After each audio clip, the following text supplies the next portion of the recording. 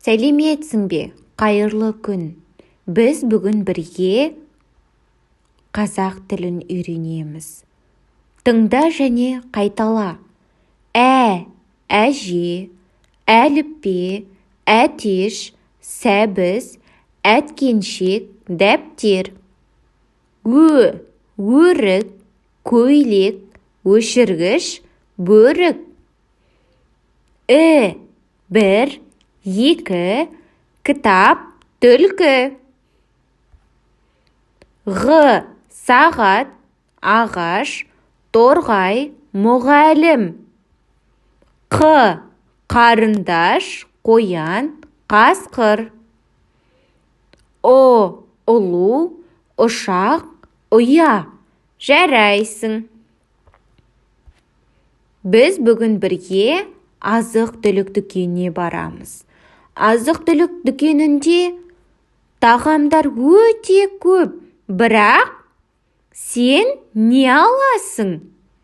Мен айран аламын.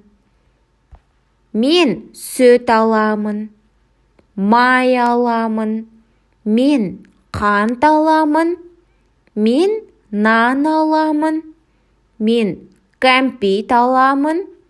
Мен жұмыртқа аламын. Мен балмұздақ аламын. Енді тапсырма орындаймыз. Қайтала және есіңде сақта.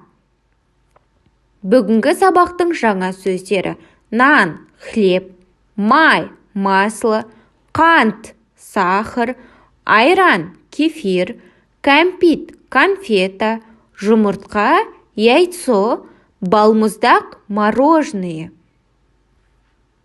Жарайсың. Енді екінші тапсырма. Жұмыс дәптерімізге сөздерді әдемі етіп жазамыз. Жарайсың. Келесі тапсырма. Дәптерге суретте берілген тағамдардың атауын жазып шығамыз. Қандай тағамдар берілген? Жарайсың. Енді соңғы тапсырма. Тыңда. Менің атым Нұржан. Мен азық-түлік дүкеніне барамын. Мен қант, нан, май аламын. Мен балмұздақ, кәмпит алмаймын. Тыңдаған мәтін бойынша сұрақтарға жауап бер. Сен қайда барасың? Сен не аласың? Сен не алмайсың? Жарайсың. Бүгінгі сабағымыз осымен аяқталды.